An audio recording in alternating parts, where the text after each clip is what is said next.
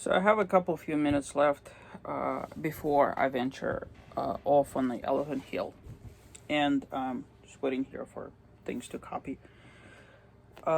Wanted to talk a little bit about the permitting process in um,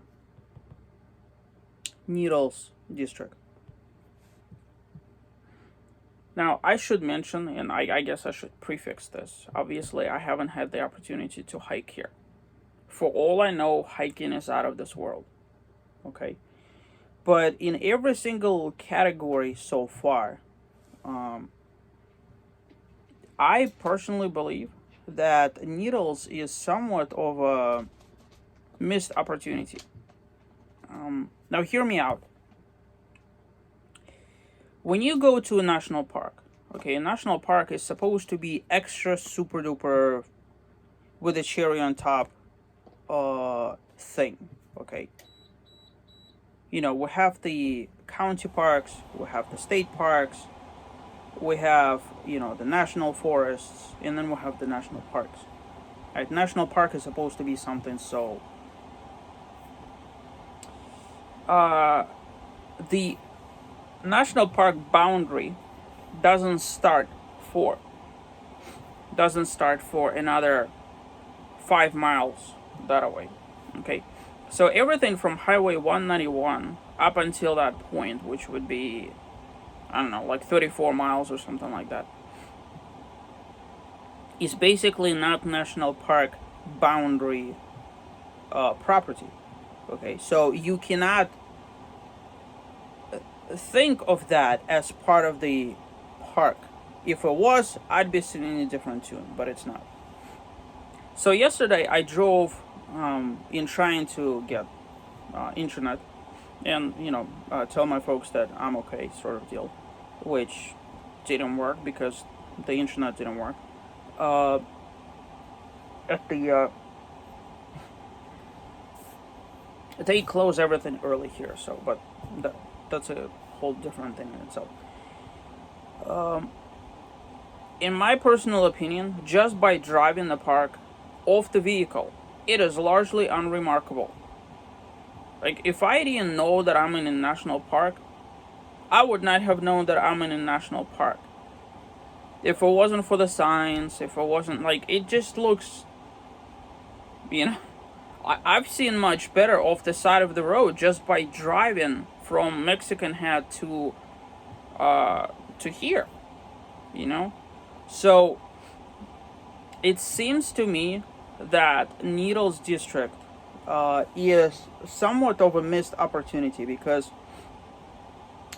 maybe, like, I don't know the history behind the Canyonlands National Park. I know there's been some mining in the Eye in the Sky District. I don't know about this specific area, but it almost seems like there was all this land, and they were like, "All right, fine, just lump it in." Um, it's I don't think it really deserves, at least based on what I've seen so far. I don't think it deserves the title of being incorporated into the national park. Like Johns Canyon is a much better drive than Lockhart Basin Canyon, and Lockhart Basin Canyon isn't even a part of this park. Uh, the entrance of, like, from 191 up to before the national park should have been a national park in itself, which is not. But the actual drive, you just go right. I don't know. Maybe my opinion will change once I hit, but it seems like literally there's nothing here that's accessible to people who are not willing to hike 11 something miles. Whereas in any national park, you just pull off the road, and it's like, bam, there it is. There's either a ginormous waterfall, or super duper geyser, or super duper, I don't know, cliff, or some other thing. Here, it's just kind of like,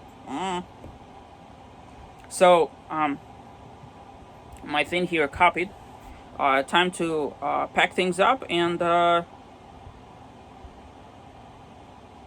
head to do the trail. Oh, by the way, my solar charge controller crapped out on me again. What I'm gonna do is once I get home, I'm just gonna contact Amazon and tell them to just refund me all the money. Like, because this is just ridiculous. Um, there's nothing wrong with my wiring. It's everything wrong. Like, if you go to the reviews for that specific charge controller, which is Rover Elite, there's nothing but negative reviews with the same exact issues that people are having. So what I've done is, the first time it crapped out on me back home, I filed a warranty claim. It arrived at like 11th hour, and because it was taking too long, I ordered another one. That's how I ended up with three. On the way here, halfway down the country, it crapped out on me again. Well, the other one. And now the other one crapped out on me again. Okay, it just so what I've done is halfway down the country I've ordered replacements, basically two more of my old one. So because this one crapped out, I've put the old one here, and I have two identical old model Rovers to basically replace the remaining piece of crap when it peters out on me. It absolutely behooves me. And you know what? Like, I'm upset for multiple reasons. Uh, I should have, in retrospect, bought the same exact thing as I did last time. But in this particular case, uh, it feels extra special, different, because I have bought that shelf that I had to Dremel out and drill and install all of that over there, right? All of that. The two monitors. I cut holes specifically for that, and you can't use those monitors with any other model of the Renogy solar charge controllers. You know, you just go like, what the hell? What the hell am I supposed to do now? So what I'm gonna do is I'm gonna return those. I'm gonna return the three charge controllers and just demand my money back, because it's crazy. It's stupid. Like the latest issue, which happened for the second time, it displays all the voltages, displays everything, but doesn't want to send amperage from the solar panels to the battery bank. So yesterday, when I came back from my what is it, 50 something plus mile round trip thing, my battery bank has been depleted because it's been running on 500 watts instead of 1,000. It's been beeping. Like, basically what it would do is it would run the AC, thankfully. That's the reason why I built redundancy, to run it on 500 and not 1,000. And then what it would do is it would deplete the battery enough, and then because it's on a timer, like it is just shut off right now, it allows the battery to kind of redo its thing. So all through the day, it was almost depleting the battery. It would start beeping. It would recharge itself just in time for it to start running again. So when I came back, it had like 12.2 volts of battery, which is really an empty battery as far as I'm concerned. So I ran a generator for a long time while doing, copying cards and all this other stuff. But I am not okay with that in the slightest. Renogy, I've been a loyal Renogy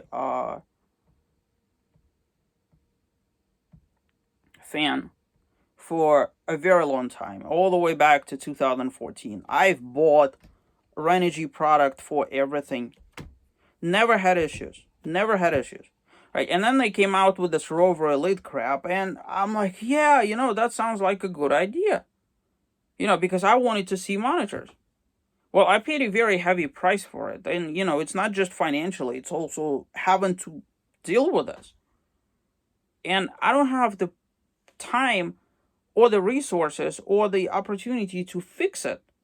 Like I actually, I kid you not, I zip tied my solar charge controller because I can't fit it there. Like this entire thing was designed around those solar charge controllers. So when I get back home, uh I'm gonna have to rethink this whole thing. I have no idea how I'm gonna do it yet.